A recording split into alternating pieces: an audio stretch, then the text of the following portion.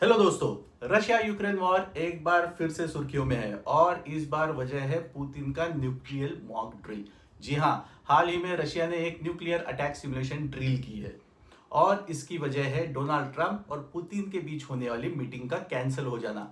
हाँ, जो कि हंगेरी के बुडापेस्ट में होना तय थी। इस मॉक ड्रिल में रशिया ने अपनी मिसाइल लॉन्च कैपेबिलिटी को टेस्ट किया है। इसका मैसेज साफ है, रशिया अभी भी अपनी ताकत दिखाने के मूड में है। अब इसका असर सिर्फ पॉलिटिक्स या मिलिट्री लेवल पर नहीं है, बल्कि पूरे वर्ल्ड इकोनॉमिक्स पर पड़ रहा है। जैसे ही ये न्यूज आई, ग्लोबल मार्केट में पैनिक आ गया। ऑयल और गोल्ड प्राइसेस दोनों में तेजी देखी गई और इन्वेस्टर्स फिर से सेफ एसेट की ओर भागने लगे हैं।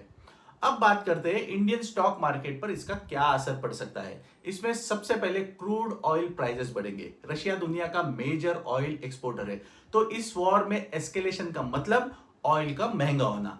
इंडिया जैसे ऑयल इंपोर्टिंग कंट्रीज के लिए ये इन्फ्लेशन बढ़ाने वाला सिग्नल है। इसका दूसरा असर पड़ेगा रुपी पे। ऑयल महंगा होने से डॉलर की डिमांड बढ़ेगी और इससे रुपी कमजोर हो सकता है। तीसरा इफेक्ट है एफआईआईएस का सेंटिमेंट बदलना। मतलब जब ग्लोबल अनसर्टिनिटी बढ़ती है तो फॉरेन इन्वेस्टर्स इमर्जिंग मार्केट में से पैसा निकाल लेते हैं, जिससे शॉर्ट टर्म में सेंसेक्स और निफ्टी दोनों में वॉलेटिलिटी आ सकती है। अब जानते हैं कि इस वॉर एस्केलेशन की वजह से कौन से स्टॉक्स और सेक्टर्स पर डायरेक्ट इंपैक्ट हो सकता है। पहला है oil and gas sector. ONGC, oil India, Reliance industries, in companies की अर्निंग्स ऑयल प्राइसेस पर डिपेंड करती है, लेकिन आईओसी, बीपीसीएल, एचपीसीएल जैसी रिफाइनरीज पर कॉस्ट प्रेशर बढ़ेगा। दूसरा सेक्टर है मेटल्स और commodity. Tata steel, JSW steel, Hindalco जैसे स्टॉक्स पर ग्लोबल डिमांड फ्लक्चुएशन होने से असर पड़ सकता है। तीसरा है डिफेंस सेक्टर। इस एस्केलेशन से डिफेंस स्पेंडिंग में बढ़ोतरी हो सकती है, जिससे एचएएल, बीईएल, भारत डायनामिक्स जैसे स्टॉक्स को शॉर्ट टर्म बूस्ट मिल सकता है। आखिरी सेक्टर है गोल्ड एंड ज्वेलरीज।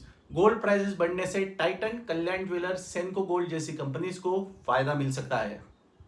लेकिन दोस्तों, हर क्राइसिस के साथ एक अपॉर्चुनिटी भी होती है। शॉर्ट टर्म में ये जियोपॉलिटिकल टेंशन मार्केट को हिला सकता है, लेकिन लॉन्ग टर्म इन्वेस्टर्स के लिए ये एक बाइंग अपॉर्चुनिटी हो सकती है, खासकर क्वालिटी सेक्टर्स जैसे बैंकिंग, आईटी और कंजम्पशन में। तो दोस्तों, रशिया यूक्रेन वॉर अब सिर्फ बॉर्डर की लड़ाई नहीं है, ये अब पूरी दुनिया की इकोनॉमी और फाइनेंशियल सिस्टम पर गहरा असर डाल रही है। पुतिन के न्यूक्लियर ड्रिल ने दुनिया को फिर से टेंशन में डाल दिया है और इसका असर इंडियन स्टॉक मार्केट पर भी महसूस हो रहा है। अब देखना यह है कि ये एस्केलेशन टेम्पररी है या ग्लोबल इकोनॉमी के लिए एक नया क्राइसिस के रूप में आ रही है। आपको क्या लगता है, क्या ये वॉर मार्केट को नीचे ले जाएगा या इन्वेस्टर्स के लिए एक नया मौका लेके आएगा? कमेंट में जरूर बताइए और हाँ, वीडियो को लाइक शेयर जरूर कीजिए और चैनल को सब्सक्राइब करना ना भूलिए। Thank you.